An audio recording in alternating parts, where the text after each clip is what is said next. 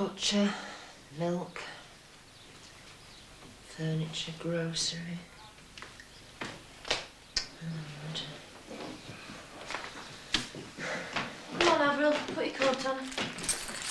Right, pay attention, Avril.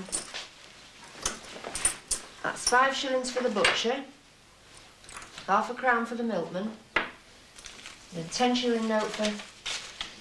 Well, I suppose you can have a threepenny bit each this week. How much does that leave me for a bit of fish, Avril, out of a £1 note? Who's 10-shilling note for? Drage's Fine Furniture. It's a monthly repayment on our bedroom suite. It's a lot of money. It's a lot of furniture. Come on, Avril, work it out. But you haven't got a £1 note. I know I haven't got a £1 note. £1 notes have a habit of getting broken into. How much is 18 shillings from a £1? Oh, that's easy. Hurry up, Avril, we'll be late. 2 shillings. That's right. There, and you all the time. 20 shillings make £1. 12 pennies make 1 shilling. I know all my tables. Here you are then, threepences. I'm older. I ought to have more. There is no more, love. Perhaps when Jimmy gets a proper job. In the meantime, you'll have to be content. Now, come on, off you go. Have you any library books due back? Oh, Mum, love mine now. All right, then, bye-bye. Goodbye. Oh, Mum, there's an handle of Brazil under the bed. Oh, Patricia, that's just how things get lost and have to be paid for, putting them in silly places. Bye, Mum. Bye. Spring 1937. We are still recovering from the Depression. During the last few years, up to 3 million people have been out of work and on the dole. There are still long queues at the labour exchanges. Over 1.5 million are unable to find jobs. Unemployed men have marched to demonstrate their plight as the men of Jarrow marched to London last autumn. When a local factory closes its gates, poverty strikes a whole neighbourhood. But there are new job opportunities in light industry, although people may have to leave home to find work. And this spring, a new king, George VI, is crowned, and his elder daughter, Princess Elizabeth, is heir to the throne. Will life for the British people take a turn for the better during the reign of George VI?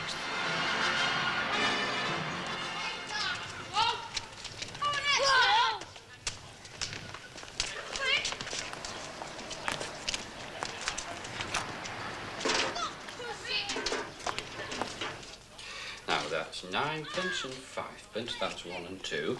And the other bit, and that was 4pence, so that comes to 1 and 6 in all. Now, there's your post loader. Now, if you come over to the shop side, I'll get your mansion polish separate. What size did you want? 3pence, wasn't it? I can do. And I'll put a on sleeve for you. Thank you, Mrs. Brown. What else are you choosing? Licorice? Ugh. Now then, young ladies. We can't decide. How about... Would 2 ounces of Mentos divide equally between us? Well, we'll see, shall we? That's it. A tuppenny tube of fruit pastels, a tuppenny bar of chocolate, and 2 penny with the Mentos. Very well. And if the Mentos aren't even numbers, you can always buy 1 in half.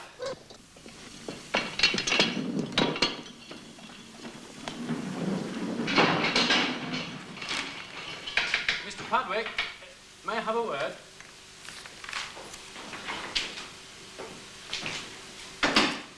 Arthur Hodgkins. I don't know if you remember. Used to be clerk at Halliwell's, didn't you? That's right. Yeah. Before you were made up to postal supervisor, that was. You were more on the counter in those days. Well, what can I do for you, Arthur? It's my eldest, our Jimmy. He's left school and been looking for work since Christmas. And he's keen and obedient, and I wondered if... How old is he now? 14. But I don't want him going down a blind alley. You know, a few bob a week for a couple of years and in the sack so as his employer can have another school leaver as cheap labour. I'd like him settled in a job with prospects. Well, he could do worse than the Crown Post Office then. I'll let you know. There may be a boy messenger wanted. They'd give him a start. Oh, it's what he needs, a start. He'd make his way, given a start. Well, can't promise anything, mind. We've a lot of youngsters applying. No. Well, thanks, Mr. Padwick.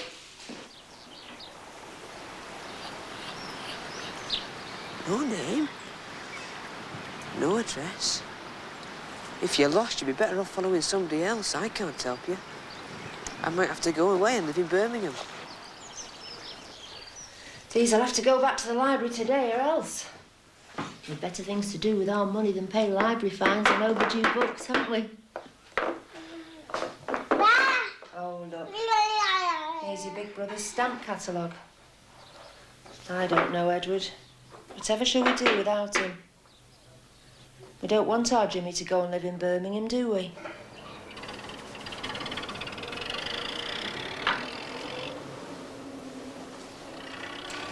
Have you made up your mind yet? What about? Juvenile transference scheme. Weren't they going to find you something? I'd rather find something myself than stop here. No jobs in this week, though. What would you do if you went to Birmingham? Work in a bicycle factory. There's a job there to go to, all right. They pay you fair. Who do? Ministry of Labour. They pay you fair, put you in approved lodgings, top up what it costs for your keep, and give you at least £4 a week pocket money. It's more than I've ever had in my life. Hey, I'm surprised you don't jump at chance. With what you know about bicycles already, you'll be managing director before long, I shouldn't wonder. Not that I want to lose you, but you can't turn it off with only a paper round. I'd take you on here, only me and the missus can manage this between us. Aye, I know. It's the same everywhere. But I'll have to find something soon. I can't stay living at home and not paying enough for my keep. It's not fair on Mum and Dad. Oh, heck. He's still here. He's a grand dog. You want to try and find the owner, there may be a reward. Aye. Now, I wonder who that can be. Rag and Bell Man or the fish cart? Should we have some nice fish pie, Edward? If it's rag and bones, we've none to spare, have we? We need them, don't we, love? You've been a long time. Aye, I did 2 rounds. Oh, good. Milton's in passage, he wants paying. All right, love, keep an eye on Edward for me, will you? Come on, give us your hand. Put your glove on, shall we? See, the unboxing was what you are to these. Come on, let's have your hand then. When I'm rich, I'll get you a big pair of boxing gloves. Yeah. Do you want one? Well, you just have to wait then, won't you? Yeah. Come on, up. It's breakfast that does it. It's fixing as we go through such a lot of milk. Well, go and get yourself a bowl of cereal, love. You've had nothing yet today. Come on. By the way, what's that dog doing outside the back door? It's a stray. It keeps following me. Oh, don't encourage it. It's all right. Take him to the police station. You mustn't let him get attached to you. We can't afford to keep him. He just wants a bit of company, that's all. What's wrong, love? Nothing. Oh, you want more than that, Tom. I don't. You're being silly. Well, it's just that I might as well have stayed on at school for all the help I am. Now, listen. If this little treasure hadn't come along and taken us all by surprise, we'd not have let you leave. Your dad will soon find you a job. And in the meantime, I'm very grateful for what you give me from your paper round. You'll pay for your papers while you're here, Mr. Padwick. That's right. News Chronicle, John Bull and the Radio Times. And your lad's Hotspur, 2 weeks. I shall have to give up either smoking or reading. Yeah, and 10 Craven A, 6pence. And keep a penny for the paper boy. Good. Doesn't squash the papers or leave them sticking half out in the rain, getting soggy. Now, that'll be Jimmy Hodgkins on your round. You'll be losing him soon to a bicycle factory in Birmingham if he don't find a local job. Ah, is his father booking clerk at South Bradley Junction? That's the one. I might be able to put something his way. What's your opinion of young Jimmy? Oh, he'll do. I've no fault to find. He's keen, honest, punctual. He'll do. Does he seem interested in the post office side of your business? He delivered telegrams on the casual service, and he's keen on collecting stamps if that's anything to go by. But then he collects cigarette cards for that matter. Oh, by the way, I don't suppose anyone reported finding a spaniel, have they?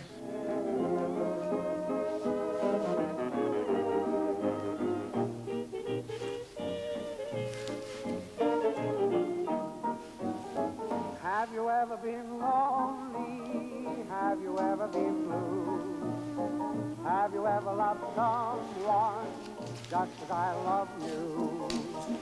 Can't you see I'm sorry for each mistake I've made? Can't you see I've changed you? Can't you see I've changed?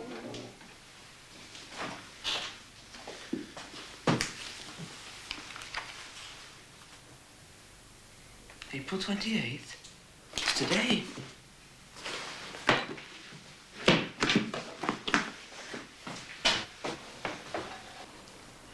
I'm sorry, I'm spent up, but I do need it. Fair enough, Mrs. Hodgkins. I don't like having anything on the slate, but I'll catch up next week. Thank you very much. Always ready to oblige a good customer. My word, Edward's growing fast. They all are. Jimmy will be going into long trousers when he gets a job. That'll be another expense.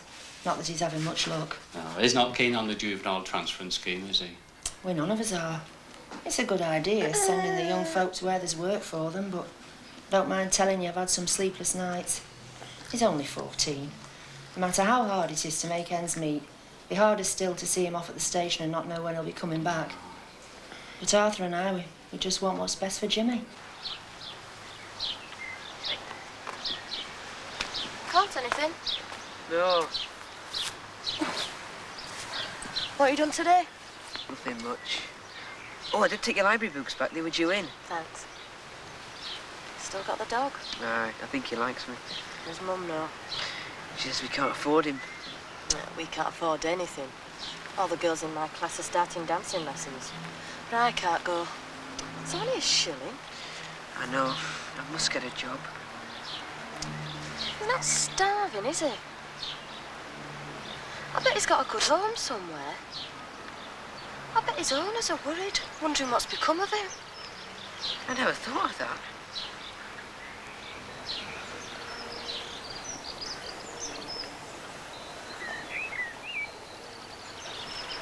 What's that man doing?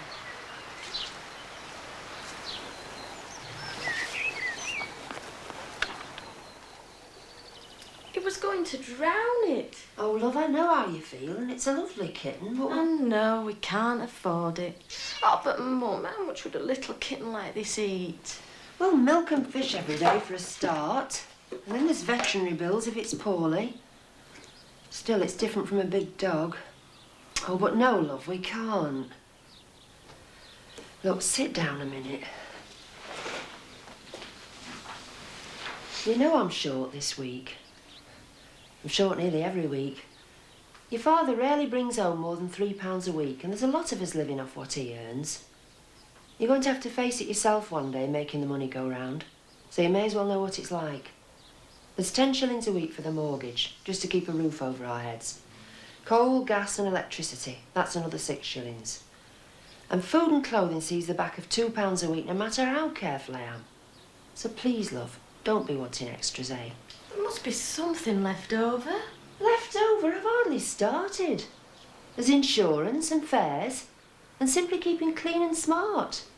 I know folks say it costs nothing to be clean, but it does. You can't wonder really poor folk don't bother.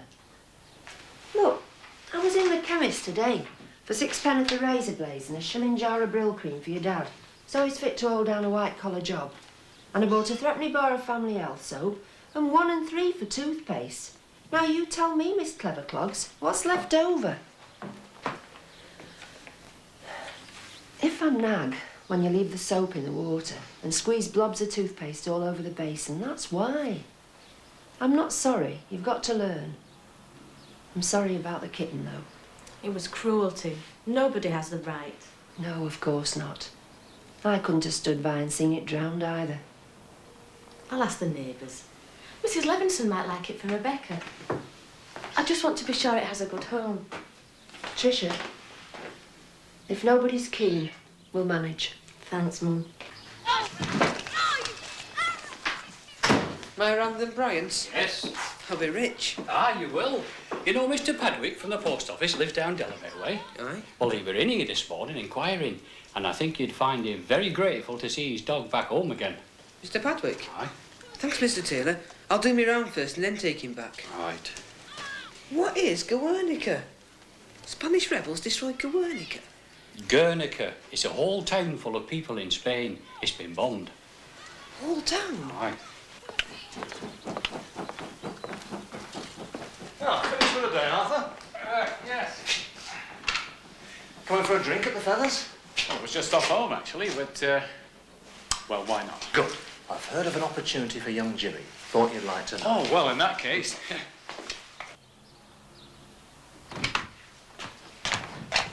Edward in bed? Yes? It's all right. The Levinsons are going to keep the kitten. Oh, I am glad. So I can play with it and watch it grow up. That's nice. Your dad's late, and Jimmy. I can't think why. The tea's ready. Why? What's the matter? You know, you saw me put that 10-shilling note in that envelope this morning. Yes, the instalment on the furniture. Well, it's gone. Lost. I don't know what I'm going to do. I was going to make the repayment on my way back to the library, but then Jimmy returned the books. I think it's in one of them. He couldn't know. He meant well. Well, someone might have found it. We can always ask at the library. I don't like to. It's shameful admitting you've got furniture in the house that hasn't been paid for. They try to keep it quiet when you're buying on hire purchase. They deliver in a plain van. I only hope they bring a plain van when they take it all away again, because we've fallen behind with our payments. Hurry up, you'll be gone if you don't. Have you sorted anything out yet? Yes. My fishing rod! You're not taking my fishing rod. Doll's house? No. I'm going to paint it and put those down the door. Hold on. I've already got 5 shillings from Mr. Patrick for taking his dog home. Have a look. Right. I know, Edward's pram. Hurry up, Dad's home and they're already having a bit of a row. But we can't part with Edward's pram. Suppose we have another baby. We won't, there isn't room. Not even if Jimmy does go to Birmingham. I'm at the end of my tether, that's all. And it doesn't help you coming home all cheerful because you've been drinking. It was only half a pint of bitter. Arthur, anyway. listen. No, you listen. There's the rag and bone man. He might just as well come and take away all our shabby clothes and furniture because it's all they're fit for. Well, I don't know what brought this on, but you can cut it out right now. I know you do your best, but we're always so short of money. Then it seems to me as if our Jimmy's going to turn out to be the sort of man who spends his life on public assistance unless we turn him out of house and home and force him to go and live miles away. Just a minute, just a minute. When I can get a word in edgeways, just be quiet. It's better to stay quiet. I've been having a drink with a chap called Padwick. And do you know what? I think I've got Jimmy fixed up here in Bradley. Oh, Arthur. Oh, there, love. No, don't be daft. We'll tell him after tea. No, you speak to him. I've got to swallow my pride and go to the library. Poor you. What a homecoming. I wish I could get a job too. No. I know I've still got Edward to look after, but women ought to be allowed to go on teaching after they're married. When I think of all my training going to waste and the salary, I could cry. We need so many things for the house. There's nothing needed in a home so much as a wife and mother. Ma'am.